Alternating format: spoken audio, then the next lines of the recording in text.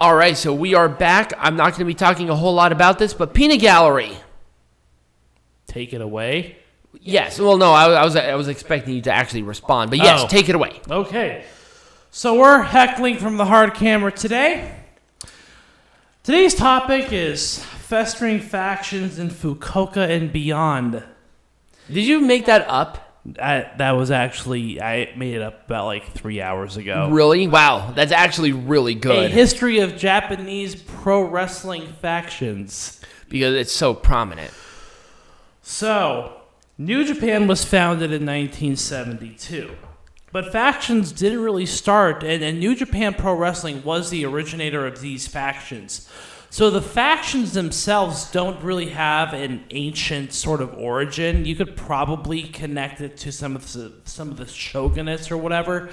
But when we're talking about factions within the pro wrestling community, we're really talking about New Japan and the real life heat that existed between who was it? It was Chozu and Ricky Choshu. Ricky Choshu and the IWGP over his lack of admittance into the heavyweight championship tournament match.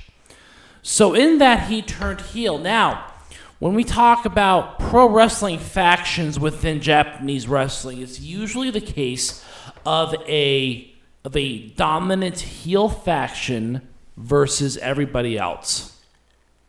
And that's been kind of the pattern up until pretty much the last 5 years. Right. Where Ricky Choshu turned heel with the storyline reason that he was upset over not being included in the tournament to crown the first ever IWGP heavyweight champion. Now, was this the second or first incarnation?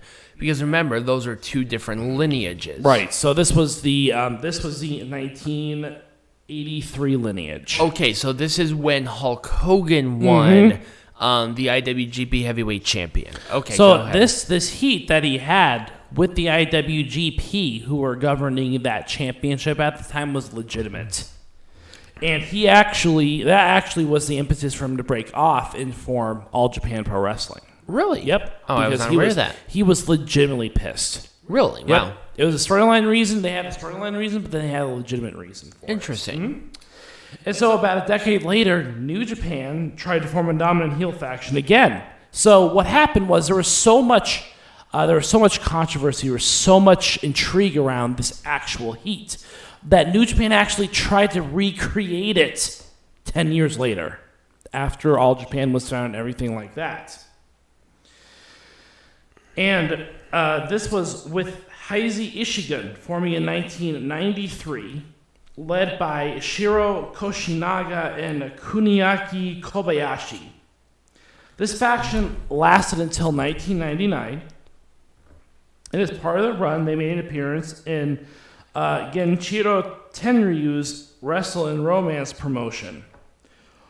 Really what this started a trend of there always being at least one dominant faction in New Japan doing battle with the company's home unit, a.k.a. those who are not a part of the faction. Right. Like the big baby faces. Right.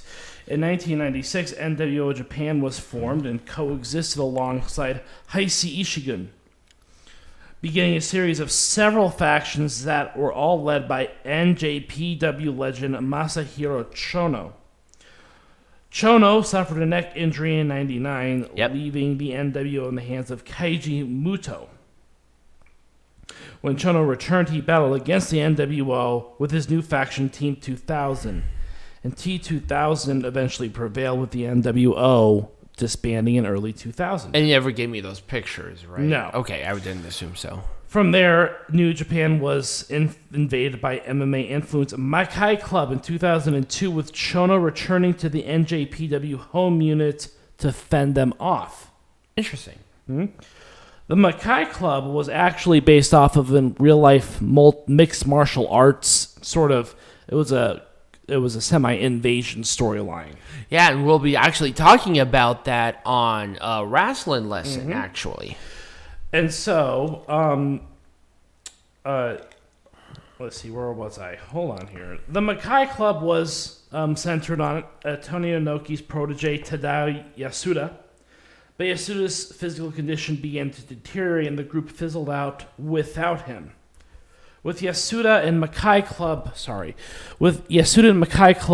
Thank you. gone, the roster was actually a fusion of former T2000 and Makai Club members. There we go. New Japan Black, which was that merged promotion, lasted until the autumn of 2005. Oh, I was talking about a different promotion. Go ahead. Oh, though Chono would not be deterred and came back in 2006, reforming a new stable simply called Black, along with his co-leader, a young upstart by the name of Shinsuke Nakamura.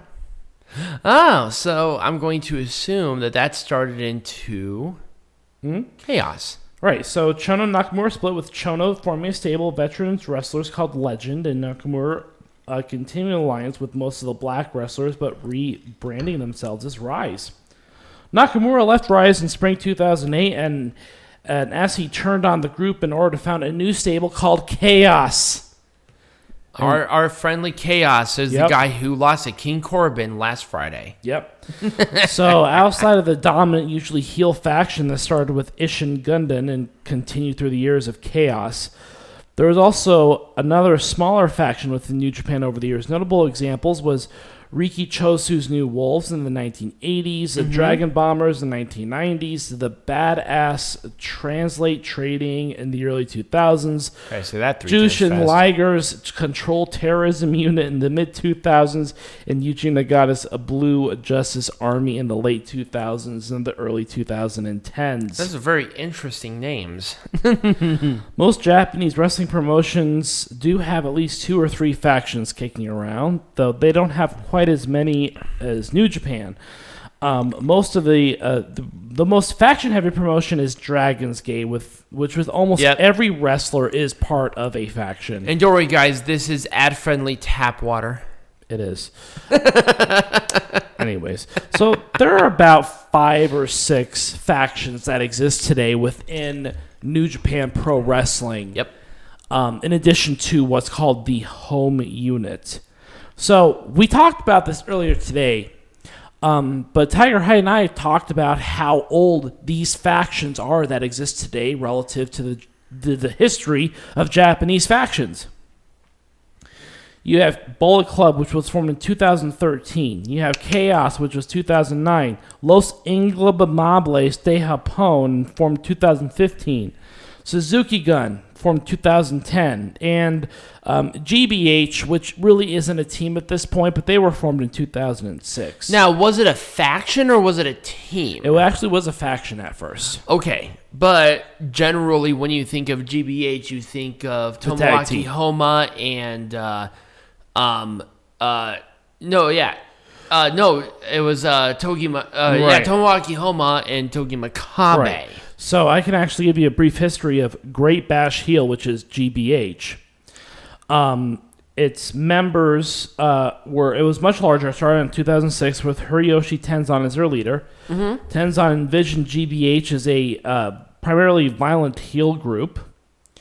And GBH was also known as a grievously bodily harm. In 2007, Tenzan decided to take some time off to recoup from his injuries. That left Makabe as the de facto leader, with GBH eventually turning on Tenzan and kicking him out after he made his return. Ironically enough, Makabe too would eventually be betrayed, as all of the members of the stable except for Honma left him after he lost a match with Shinsuke Nakamura in 2009, opting instead to be a part of Chaos. So most of the GBH members became a member of Chaos after the loss in 2009. Now, Chaos, we talked a little bit about Chaos with Shinsuke Nakamura, which he literally convinced all the members of GBH to turn on their former boss. So Chaos was actually formed out of that betrayal between GBH and Shinsuke Nakamura. Right. And we kind of know Chaos. Suzuki Gun, their history actually was very similar to GBH's. They started off as Kojima Gun under the leadership of Satoshi Kojima. Yep. And so I think that they're actually kind of because Suzuki is the leader of Suzuki-gun. Well, because Gun is gang, Right. so it was originally going to be Kojima gang, and now it's Suzuki gang. Right. So kind of weird to think, and it actually did also appear in Noah as well. So it's actually kind of a Noah and New Japan sort of stable. Like they kind of jumped around depending on how many members were in that stable at the time. Right. Bullet Club was originally a stable of exclusively foreign wrestlers, founded by Prince Devitt, and he turned heel and started to wrestle more in the heavyweight division after primarily being a junior. So the actual Bullet Club, and you say, oh my gosh, well it's all like a lot of people that are not Japanese. Well, the point is that Bullet Club is actually a foreign. They were the foreign heel stable. They were the foreign heel stable. Right. And then we got Los Ingobernables. That's literally how Peanut Gallery That's can how I pronounce pronounce this Los shit. Ingobernables de Japón. And this was a spin-off of Los Ingobernables in CMLL. Right. And that is when... because Tetsuya Naito, went to CMLL. Right. And he was, I guess, introduced to it by La Máscara Rouge and La Sombra. So very, very interesting little compilation of people. Yeah. And then you got United Empire. Obviously, we're kind of seeing the rise of United Empire right now with Great O'Khan, with Will Ospreay, with Aaron Henare now, and with Jeff Cobb. So these stables, even though they're not ancient or cultural in origin, they're every Japanese promotion has stables. Here's my thing. I think even though it's not anciently a culturally significant thing, I think that these factions and everything have changed the landscape culturally for professional wrestling. Yeah, absolutely. Think of something like Bullet Club. Right. I mean, the height of Bullet Club has risen to the stars of what we know now. Right. I don't think All Elite Wrestling would even exist without Bullet Club. No, probably not. Cody was a part of Bullet Club. The Young Bucks were a part of Bullet Club. Kenny Omega, AJ Styles.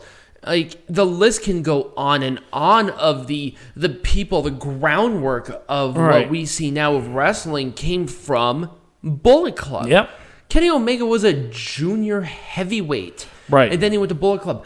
I do not believe his association with Bullet Club would have been anything. Marty Scurll. Right. Before he even became a Valiant Enterprises guy, he was a Bullet Club member. Right. I mean, even though it's not then, people are going to be doing this show 10 years later. I mean, it'll probably be us once again. But, we're going to see this later. It's like, oh my God. Right. We really just saw NWO. Right. This is our NWO. Right. And I think, it's kind of hard to see it now. Right. But I guarantee you that we're going to see Chaos members. Mm-hmm. We're at least going to see United Empire definitely. Yep. Maybe even reach to that. Can they strike lightning twice in a bottle? I don't know. Right. But there is a cultural significance to Bullet Club, not only in professional wrestling, but I think just globally. Right. Everybody knows this now. Maybe not even because of NWO, but at least the Gen Zers, no matter how much I fucking despise Gen Zers, they know what this is. They know what this is not because of NWO, because of Bullet Club. Right. So anyways, that's kind of my cultural heckling from the hard camera lesson for the day. When we come back, we're going to be talking about actually something that not only attaches to Peanut Gallery's thing, but we're going to talk about one of the most culturally, at least to the 90s, significant factions and the influence of the NWO, and I'm talking about the UWFI. Nice.